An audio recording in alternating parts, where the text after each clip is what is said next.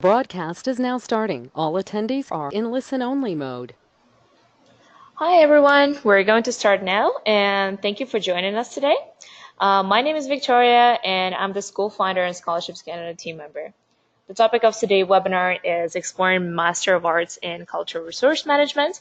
This is a program that offered by School of Graduate Studies at University of Lethbridge.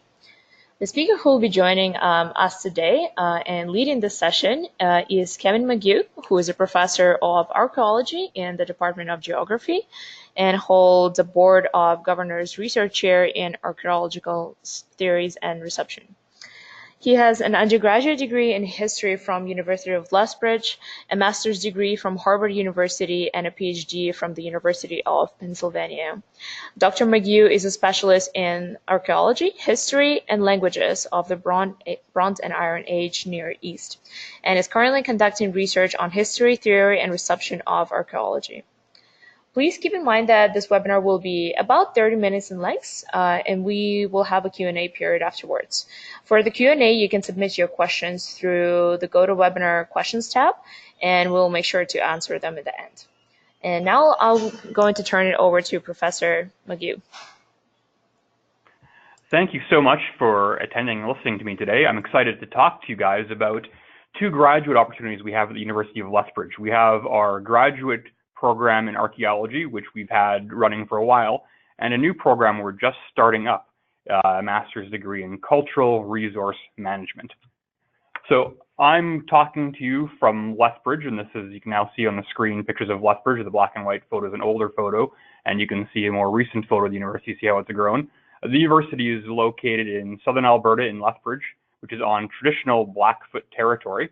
And it's a really wonderful town to live in. Right now, we have a population of about 99,000. So perhaps if you come join us here, you'll be the 100,000th person to move to the city of Lethbridge, where you'll get a key to the city, that kind of thing.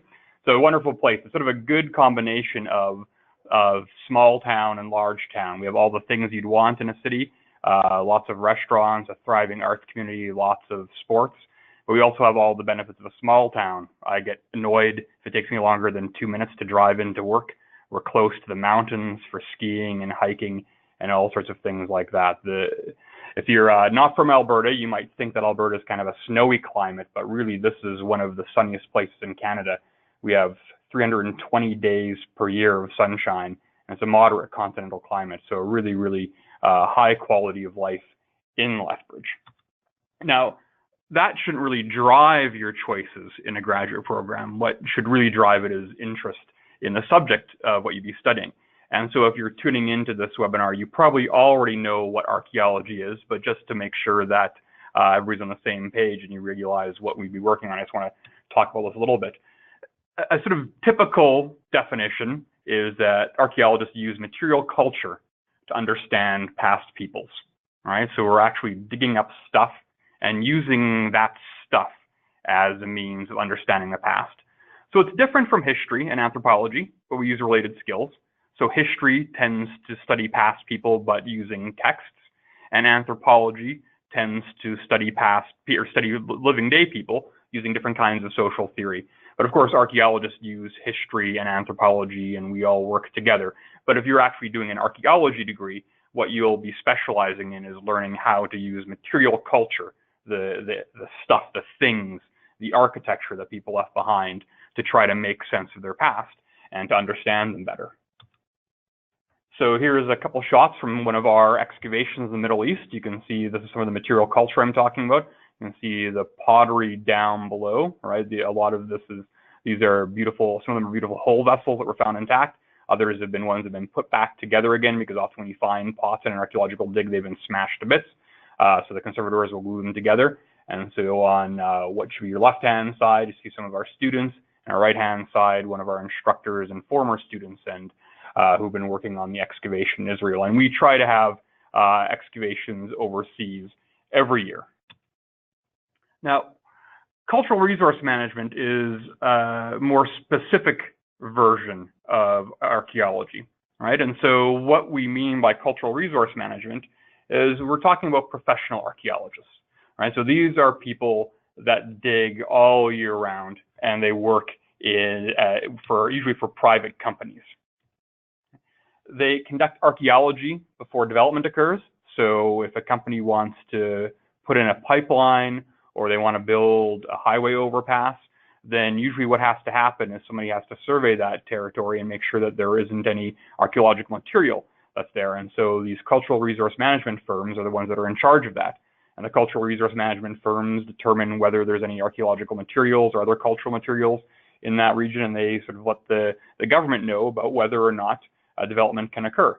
And if there is archaeological materials where the development's going to occur, then the CRM companies will either recommend that they don't bother building there, that there's too much, will be too expensive, or they might say we can excavate this material and remove it and preserve it and get it to the museums in Alberta before the development begins. And so that's the kind of work that cultural resource management archaeologists do.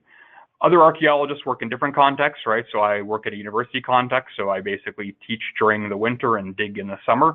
And there's also archaeologists that work full-time for museums, right? And so their schedule maybe differs a little bit more, but they'll work in a museum context throughout the year, and then in the summer months go out and excavate. So those are other places that if you're doing an archaeology degree that you could work in after the fact. So here is some example of some CRM archaeology that was going on just this summer, and it's still going on actually right now as we speak. These are a number of our former students, and they now own an archaeological company, but they've been hired by Parks Canada to go through Waterton, which is a national park just about an hour south of Lethbridge. And there'd been a wildfire there last summer. Unfortunately, there's a wildfire near there right now, but there'd been a wildfire that had gone through, and this had been bad news for the park, but for archaeologists, natural disasters are kind of good news because that's where we find lots of artifacts. And so here they are going through and identifying historical and cultural remains that were exposed in this brief period before the forest starts to grow again. And so here are a bunch of our former students holding up some of the historical materials. These are all things from the late 19th and early 20th century. You can see the guy on which would be your right-hand side, holding up a patent medicine bottle, which used to be the kind of sort of fake kind of medicines that would be sold to people at that time, a very distinctive kind of bottle. And then we also have, so that's one foresty environment near us. We also have this kind of environment. This is near Writing on Stone, which is another park near us. This is a geological formation we call the Hoodoos, and this was on part of our university has affiliations with this park, and so we were going with the local archaeology society to go and investigate some new land that had become part of the park's territory. And so looking at these Hoodoos and investigating some of the ancient artwork that was found there, right? And so that was one of the things of the extracurricular activities we did just this spring. And it's this kind of opportunity you'll have in Alberta. There's such a variety of archaeology and a variety of different connections. You can be working overseas if you want, but you can also be working really close to home. And we try to tailor the programs based on students' interests about where they'll work and what kind of projects we have on the go. So you might have noticed that I was introduced as being in the Department of Geography. And if you're calling in from Europe, archaeology being housed in a geography department won't be all that surprising to you. But in North America, it's a bit unusual.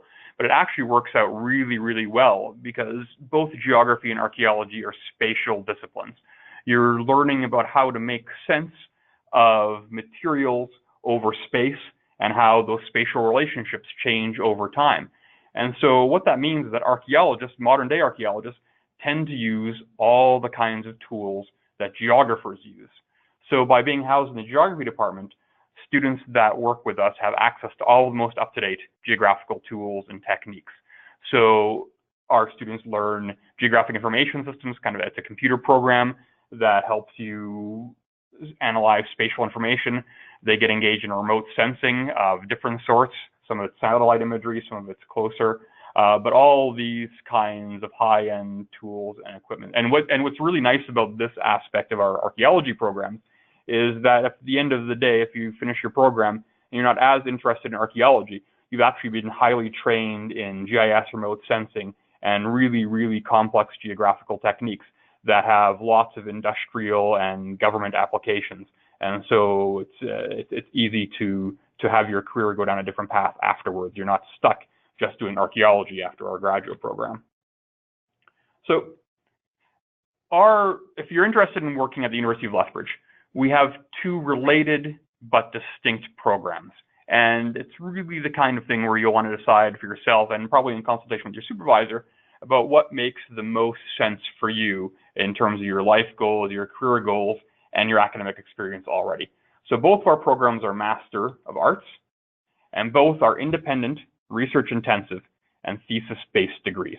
Okay, so both degrees are equally challenging, equally intensive, and both degrees require that you write a thesis at the end of them.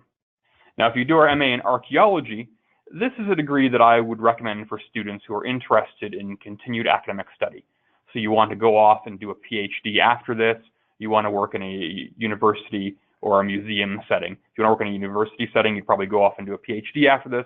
If you want to do a museum studies route, you'd probably take a museum studies degree after the fact. All right, so our archaeology degree prepares students very, very well for that. Our cultural resource management degree is intended for contract archaeology. So if you think that you want to just finish your master's and get right out into the workforce and start working as a professional archaeologist, working for one of these private firms, then I would suggest the cultural resource management degree. Or I guess related, if you wanted to work in a government agency related to cultural resource management, this would be the better approach for you. I mean, both are connected together, and I'll tell you a little bit more about different aspects of the programs. So let's talk about learning objectives first of all. With archaeology, it's pretty flexible in terms of topics and subjects. So I work in the Middle East, so the kind of topic or subject you could do working with me with your archaeology degree could be something about the history of ancient Egypt, right? History of ancient Mesopotamia. I work on ancient text, so we could be reading and translating text together. It would be that kind of degree. Or you could do an archaeology topic, sort of reconstructing past life on the plains of Alberta. With cultural resource management, it's more of a specific program, and it's designed to make sure that you can work in CRM after you leave here. And so we have more specific goals. Now, this is the only CRM program in the province, right? So it's really the best opportunity for working here, but it's also, there aren't very many programs like this throughout Canada. So even if you're not planning on staying in Alberta or staying even in Canada, right, this is a unique, or it's a fairly unique program. So for archaeology, your required courses are ones that you're going to select with your advisor. Usually it'll be 4 classes, 2 of which are typically independent studies or directed readings classes, where it's not so much a formal class, but it's like a kind of like a tutorial that you engage in with an upper level instructor. Our cultural resource management classes have less flexibility because they're designed to prepare you right away for a professional career. So there's a mandatory class on CRM, on cultural resource management, which deals with law, which deals with ethics, which deals with techniques, with a lot of the nuts and bolts of CRM work. And there's also a co-op placement that I'll talk about later, but part of your coursework actually requires you to be working with a company. And we expect that a lot of these co-op placements will turn into full-time positions once the student graduates. I mean, that's the kind of thing that you and the employer would sort out for yourselves if it seems like a great fit, but we're hoping that ends up being the case. We found that a lot of our students that do co-ops as undergrads with companies in Alberta end up working for them full-time after the fact, so we expect this to be the same with the master's degrees. Now the thesis, you have there's less flexibility with the thesis for the cultural resource management one, and the reason for that is that Alberta Culture, which is a government agency, the name changes all the time, so since this is going to be on YouTube, we'll just keep it vague because the government agencies change their names often, but they have requirements of what a thesis needs to look like in order for the student to have permit holding status. And what permit holding status means is that it means that the government feels that they can trust you to be the person in charge of excavating a site in Alberta. And so they want to see in your thesis that you can demonstrate the skills that will make you able to meet those requirements. And so it's not that they have a firm checklist about this kind of thing, but we're in constant communication with Alberta Culture. We have good relationships with them. A number of our students actually work for Alberta Culture. So we have a good sense of what they're looking for and what their needs are. and we will tailor that thesis in conversation with the student to make sure that it's one that will meet these requirements, that there won't be any surprises after the fact, right? And so that means more restrictions on you as a student, but it also gives you more security and make sure that you know where you're going to be. So in some ways, the choice between these two programs is up to you. Do you want flexibility or do you want security? And I think that's actually a really good way of looking at your graduate program, and you'll have a good sense of that yourself. And in talking with us, we'll have a good sense, we'll hopefully get a good sense of where you should be that way. So archaeology faculty members are in the Department of Geography. So we have excavations in Alberta, in the Middle East, and Eastern Mediterranean. We also have archaeology colleagues in other departments at the university, and they excavate in Mexico and South America. And we have other people trained in archaeology at the university that don't conduct full-time excavations. And we have good connections with excavators around the world through different programs. So, but generally I would say if you're coming here, you'll want to be specializing in one of the regions that we specialize in, right? That will just make more sense for you as a graduate opportunity. So in terms of our theoretical background or our technical background, we have specialists in archaeological science, in geoarchaeology. I'm a specialist in ancient languages, and we have a couple other ancient language specialists here. We have specialists in economics and religion, and in archaeological theory and reception. And of course, because we're in a geography department, you have access to geography specialists as well of quite diverse backgrounds. This is also I'm one of the editors, as is my colleague, of the Alberta Archaeological Review, and my colleague is the president of the Archaeological Society of Alberta. So we're really closely connected and tied in to the Alberta archaeology community. And so I think that's very helpful for our students because we can we know all the people that work in the province. We have good relationships with them, and we can help you find opportunities that way. So talking a bit more about the MA admission requirements, your academic qualifications. Generally for University of Lethbridge, right, you'll need a BA or a BSc with a GPA of 3.0 out of 4.0 on the last 20 courses of your degree. So we only look at the last 20 courses. So if you had a rough first year transition from high school to university, that's fine, you're not out of luck. We recognize that people have different life paths and career paths, different journeys that they go on. So we just want to know, we look at the last 20 courses just to make sure that at that stage you're able to work at the level we need to. And so if your university didn't use a GPA of 3 out of 4, don't worry about that. Part of the application process will help you calculate that so you can evaluate that. There's also English language proficiency requirement. So if you graduated from an English language university in North America, this isn't an issue for you. If you didn't graduate from an English language university, then you'll want to do one of these exams. And I've put up the scores here of what you'll need for those. I don't want to go through and just read these all, but this will be up on YouTube afterwards. So if you need to, you can come check, double check and pause the screen to look at this, or you can click on the hyperlink down below that will take you to more information about these admissions issues. But basically, this makes sense. We want you to have enough English language proficiency to be able to write a thesis and be able to understand the classes. We don't want you to come here and fail out because of language issues. And so there might be other mechanisms that you can use to prepare yourself before you come here. Should mention this, October 14, 2019, the paper-based TOEFL will no longer be accepted. So if you were planning on that, you'll need to make some changes to accommodate that. And then we have another minimum score change for another one of the tests. But you can check this out online after the fact. We also have another sort of possible route for you. So if you're an international student wanting to come work with us, there is a possibility of a conditional English proficiency admission. So if you have a really stellar application and you're really, really close to the threshold, you might be able to come here and take our English for Academic Purposes program. So that's a possibility. You'd want to talk to one of our advisors here, just make sure that's a good opportunity for you, because it doesn't guarantee that you get into the master's program after the fact. It means that if you are successful at this program, then we can move ahead. But again, I would be more comfortable accepting you if you already have passed these exams and aren't reliant on hoping to gain a proficiency by moving here. So there's some more archaeology-specific requirements.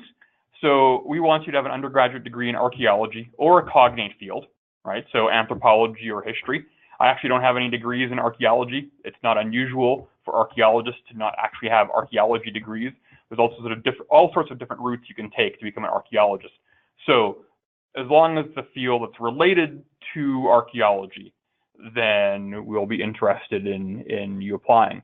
But I should mention that I really think that you should have field experience.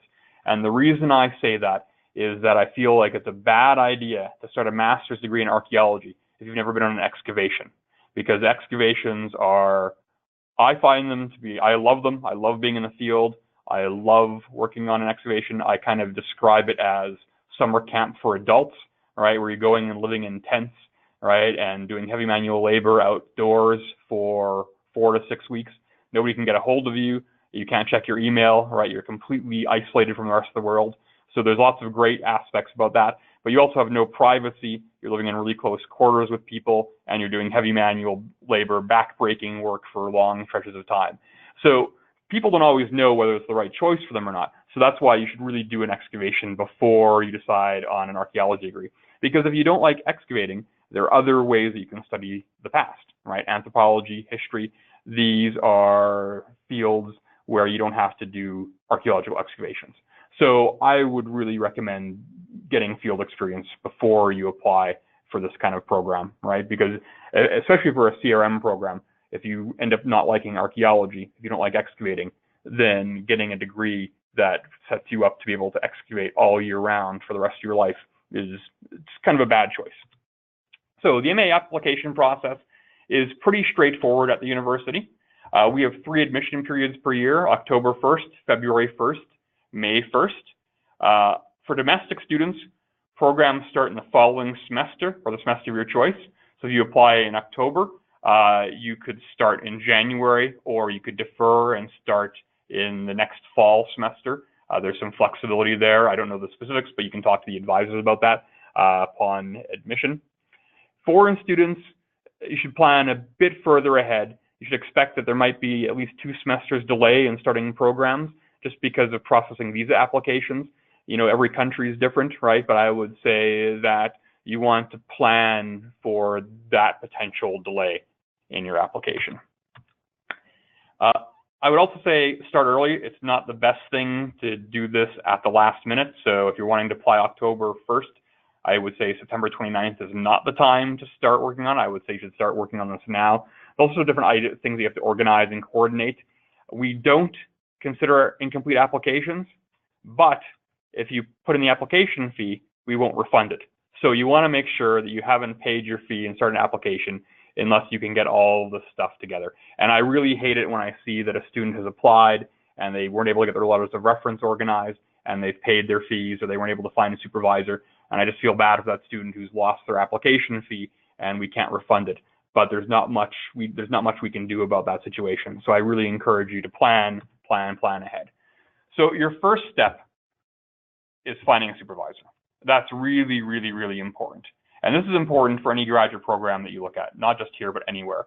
Because what you really want is, if you're doing a graduate degree, you want to have a supervisor that has interests that are similar to yours and somebody that you feel like you can work with, right? And you need to, it's absolutely important to have a great relationship. So the first thing you should do is approach a faculty member and just see if they're willing to serve as a supervisor. And it's really good to ask them first because our schedules aren't always as clear on the internet as it might seem. So I was on study leave last January, so it would have been terrible for you to come work with me last winter, as I wouldn't have been in town and wouldn't have been there to help you for your first semester. So just little things like that are important. You want to make sure that your interests match up with ours. So let's say you really want to work on ancient Maya and inscriptions. I don't read ancient Mayan. I don't do any Mayan languages, so I would be a bad choice for you. So you want to check out that kind of thing. Whereas if you want to do ancient Ugaritic, which is a language spoken in Syria in the Late Bronze Age, I would be quite happy to work with you on that. That's my area of specialty. So one of the ways you can do this, right, so you can find supervisors by going online, but there's a contact form on the website. And you can see the hyperlink down below. So if you click on that link, it will take you to a form that you can fill out. And I get these forms, and I think the forms work really well. I've already gotten a few of them. and they've told me enough about what I need to be able to talk to the student about whether these are good choices for them or not. And it's also a good idea to provide a professor with unofficial transcripts, right? So just let us see what kind of courses you've taken, what your grades are like. And especially if your grades are really good and you've taken lots of courses related to the subject, you absolutely want your professor, your potential supervisor, to see this information right away. And you want to discuss mutual interests, just to make sure that we're interested in the same kinds of things. The next step is to fill out the application. This is online, which is really easy. Back when I was a student, I had to submit paper applications and mail all these things, and you're never quite sure if they applied. My application for a master's degree didn't make it on time because it got lost in the mail, so that caused me a bit of stress. So it's really, really great now that all of this can be online. So what you'll need for your application is unofficial transcripts, contact information for 3 references, so 3 letter writers for you, and I'll talk about that in a moment, a CV, a curriculum vitae, and a letter of intent. So the unofficial transcripts. So again, I mentioned before, a minimum requirement of 3.0 for your last 20 courses. So make sure that we see that. Make sure you've got the grades you need to apply. So if you only have a 2.5 or a 2, don't waste the money, right? We're not going to be able to consider your application. And funding decisions are partially based on GPA threshold. So we do look at this, and better grades give you better opportunities to gain funding. You need 3 letters of reference, and it's not a job application, remember, so at least 2 out of these references must be academic references. So you want a professor that holds a tenure track position at a university. This could include an instructor that you've worked with. We want to know about whether they think you're a good candidate for graduate school. We want to know what kind of skills they think you have for funding, so you'd make a good teaching assistant or a good research assistant. This information is really, really important to us. We really, really pay attention to the references. You should have a professor that is familiar with your work, and they hope it's better. It's not necessary, but it's really helpful if they can make comments that relate to your field of study. So if you've been on archaeological excavation and you've worked in the field with somebody, it would be really good to have a letter of reference from that person who's worked with you in the field and can tell us that you work really well in the field, you get along well with people, and you can do the work, right? That's really, really, really useful. We want them to be able to comment on more than just how you perform in their class, because remember, we can see your transcript, so we don't need to write us a letter to say that you got an A in the class. We want to know about your writing skills, about your speaking skills, about your archaeological work that you've done. And again, with your approaching your reference writers, give them your transcripts, right, and your CV, because it's sometimes hard for us professors to keep track of all of our students, and so just giving them more information will help them write a better letter of reference for you. Don't be afraid to ask. This is always the worst thing for students, coming in to ask a prof to write a letter of reference for them. Just remember, it's our job. We're actually paid to write letters of reference for students, right? We're expecting it. We're hoping if you're a good student, we want to write letters of references for you. We want you to get into good graduate programs. We want you to succeed. So don't be shy about this. Make sure you tell them about why you're pursuing these particular degrees so they can speak to that in their letter. And if someone says no, it's not usually because you're a bad person. It just means because they don't know you very well. Because a letter of reference that just is vague and ambiguous actually hurts you, right? If we read a letter of reference and it's clear the professor doesn't know anything about you, right, then it actually harms you. So they might be doing you a favor by saying no. So don't feel bad about that. I would say try to avoid PhD students or postdocs for 2 of the letters, just because different committees will look at that differently. But you want people that have teaching experience evaluating you as your letter of reference. So for your CV, we want to see your academic background, your work experience, any awards or scholarships you might have had, volunteer work, publications if you have them, other relevant information. You might not have all these items yet. You might not have any publications. If you're just out of a bachelor's degree, don't be stressed out about any blank spaces like that. When you're applying, everybody's different, right? We evaluate you in relation to where you are at the stage in your life, not necessarily about where you are versus like how many publications you have, right? There are other issues. So with your letter of intent, is another really, really important part of the application. We want to see the goals and objectives you have for seeking a graduate education. What do you want to achieve? The more you can talk specifically about why you want to come to Lethbridge and what you want to do while you're at Lethbridge and why you're prepared to do this work at Lethbridge, that's going to make for a convincing letter of intent for us, right? It shouldn't really be like the stuff I was telling you at the beginning of the presentation.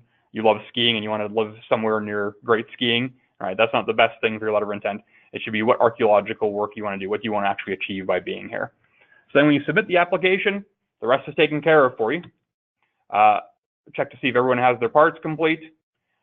If you get accepted, you'll need to send in official transcripts and proof of degree. If you're not accepted, don't worry about this.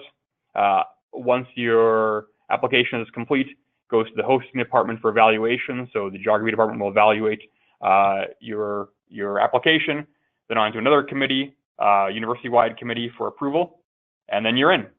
So then what's next? You'll get a letter of offer from us, and you'll register.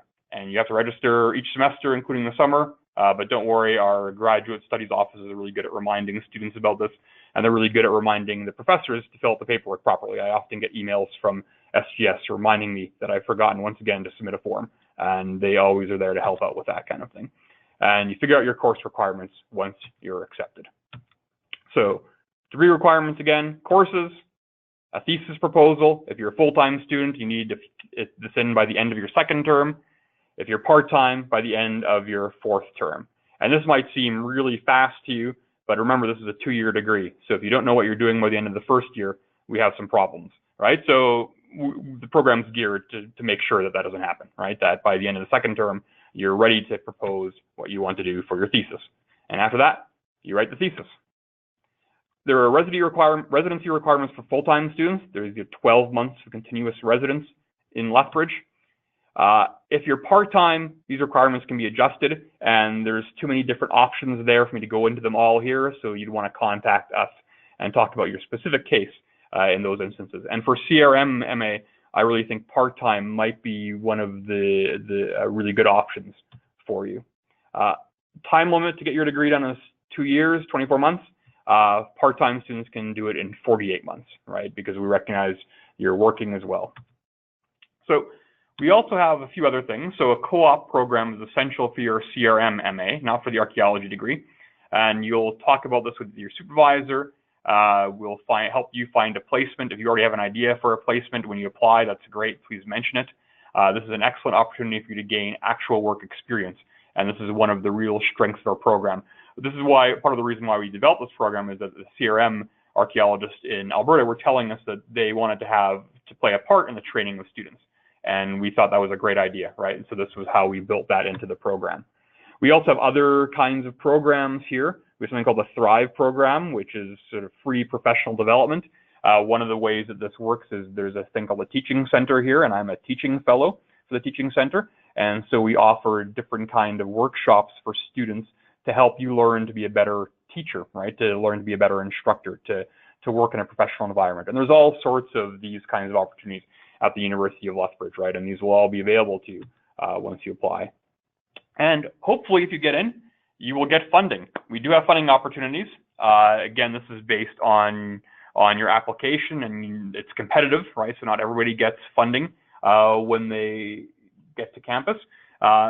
There are teaching assistantships where you'll help teach and mark courses.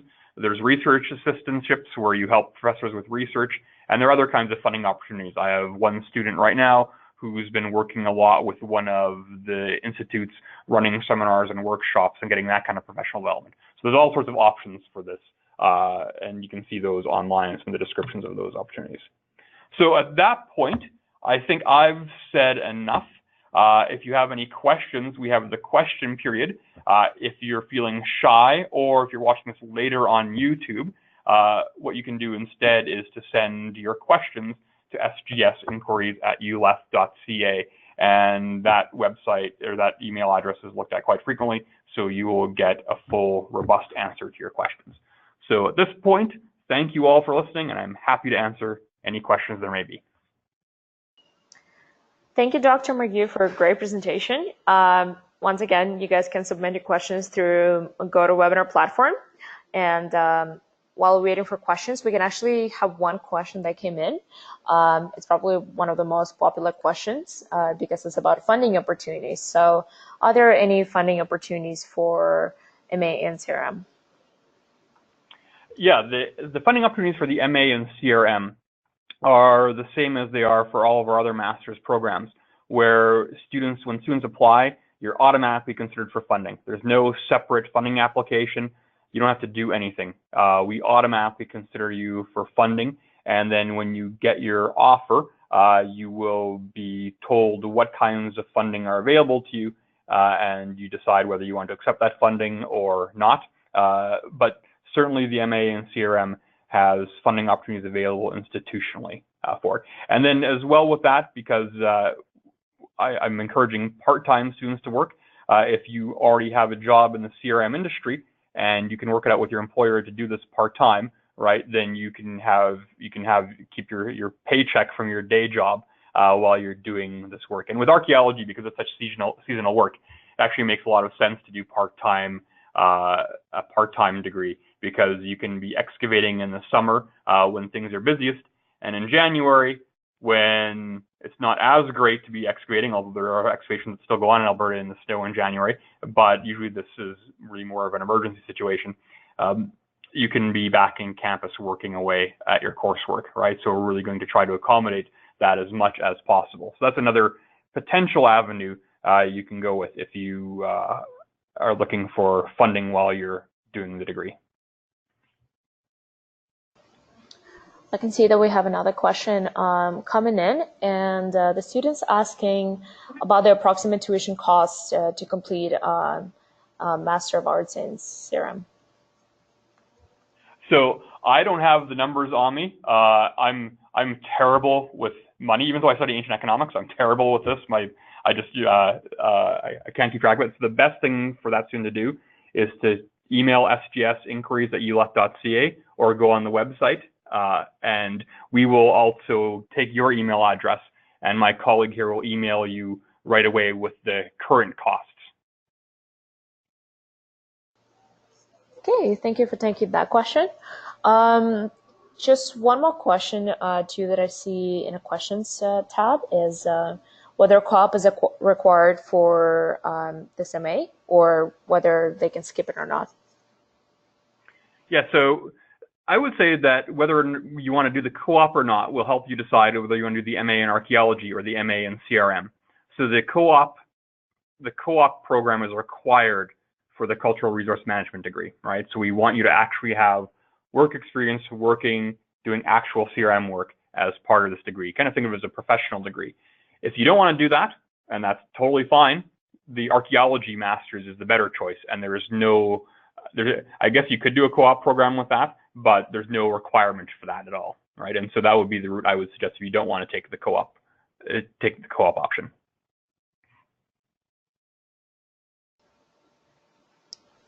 Right, so I don't see any more questions at the moment, so let's just give students maybe another minute to submit their questions in, and we'll see if there's any questions left.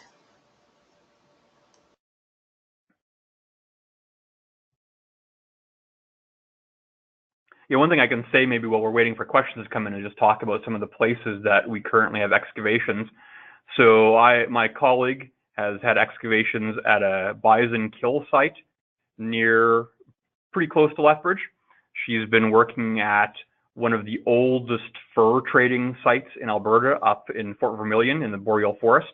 And so that's really great for students doing a CRM program to have access to both those sites, because those are the two different kinds of ecological regions in Alberta, right, that archaeologists care about, right? So whether you can work on the plains or you can work in the Boreal Forest, because the actual approaches to excavation are very different depending on whether there are a ton of trees or there's just a vast open prairie. So those are good options, and they're also two different kinds of sites. The bison kill site is a site with literally thousands of bison bones, where you're digging very, very carefully and keeping track of exactly where each bone is and what the position is, and evaluating like that. The site up north is an historic site, and so in that case, you're actually excavating and comparing what you're finding to materials from the archives and reading archival sources about early fur trading life. And so they're two radically different approaches to archaeology. Both are common in Alberta archaeology, and you can get both of those experiences while you're working here with us. I work more in the Middle East, Eastern Mediterranean, and I have a colleague in Mexico who works in Mexico. works on a site in the province of Chihuahua, and so he would be another person that you could work with if you are interested in archaeology down south. All right, so lots of options for you here.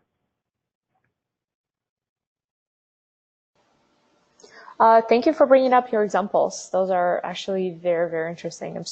I'm sure the students really appreciated those. It seems like these are all questions for today. Once again, I would encourage everyone to email their questions after the webinar to the email address you see on the screen right now, or you can also reach out to me directly if you have any specific questions, and I'll pass them to our presenters. So right now we're going to wrap up our Q&A sessions. And once again, let me know if you have any other questions. Just email me directly or to uLeth. And I want to thank you again, Dr. McGew, for the great presentation. It was very interesting, and I hope it was very helpful to everyone else as well. And I wish everyone a great day.